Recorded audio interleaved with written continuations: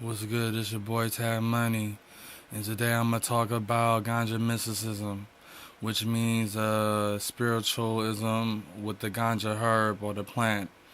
Now, you know what I'm saying? There's a lot of things I'm gonna put out about the ganja philosophy and also the visionary and also the magical path of it.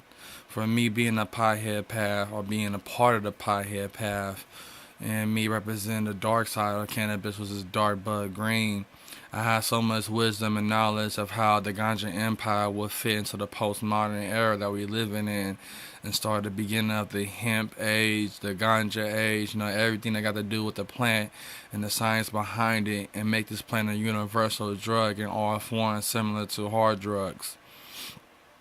Now, when it really comes down to a ganja mystic is a person that's mystical. You should know what mysticism is. You can Google it.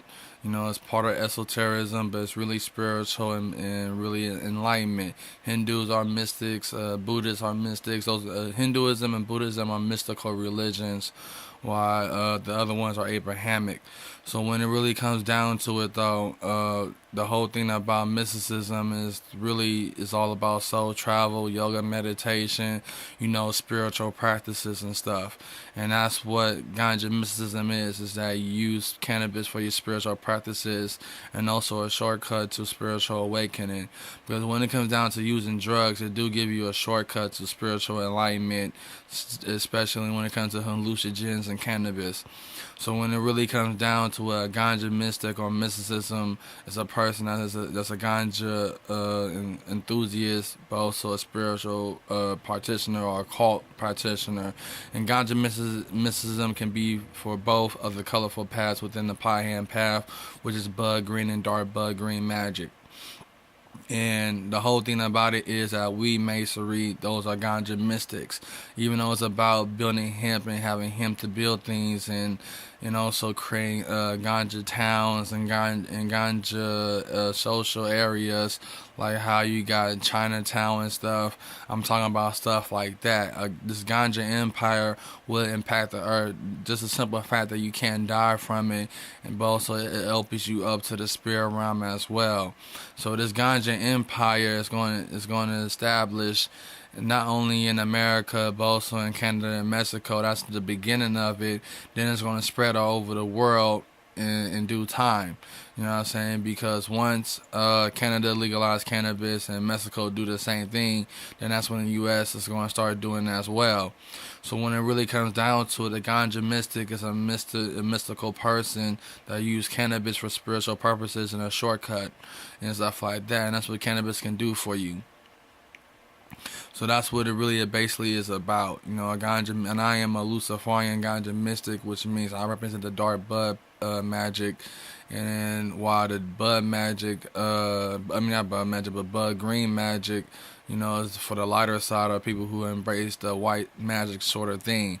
But it's unity within this path because cannabis brings unity and diversity amongst human beings. And that's what this plant is. Why the other paths only have one color in it. And the reason why I only have one color in it because the whole thing is it represents either good or bad.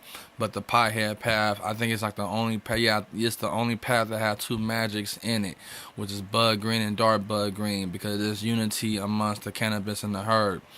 So when it really comes down to it, the piehead path is really a path that I'm going to represent and get in and also just be a leader of. While the other drug paths that I created is for those who use them drugs. Like for example, someone that's want to be part of the cokehead path, the path of white powder magic, he got to be a cokehead. Or someone that's an opiate head path, he got to be an opiate user, whether it's heroin or opiate pills or whatever. Same thing with the medhead path. And also, this is a series. I try to find some colors, but this is best for me to do it face to face to explain each path. I'm gonna go through all the paths that I created and give you a clear example of it. But right now, I'm gonna start with the drug paths, then later on, and then go through all the gray paths that represent the street life and stuff like that. And I'm explaining it very well and closely to you about all them things. So a ganja mysticism is really the best mysticism because we use the herb for out of body travel, yoga, meditation, and all other spiritual practices. And that's the whole thing about the Ganja Mysticism. Now, be on the lookout for the next one. The next show is going to be about Ganja Vampires, which is going to be strictly part of the dark bud green magic path, and not so much on the green magic. Why Ganja Mysticism is best is fit both of the color magic paths within the pie head path. So when it really comes down to it, that's the whole idea and the whole outlook of things, of how I will bring things into existence. So be on the lookout for my series of all the magical paths I'm going to post the videos of, and this is how I'm going to start my video vlog. And I might not post it all of them at the same time, but it's going to come every so often, like this and that often, you know what I mean? So this your boy Tab Money, man. I think I said enough. I can't think of nothing else. I mean, you know, if you want to know what mysticism is, you know what I'm saying, Google it or just find a book that talks about it. So this your boy Tab Money, man. I'm out.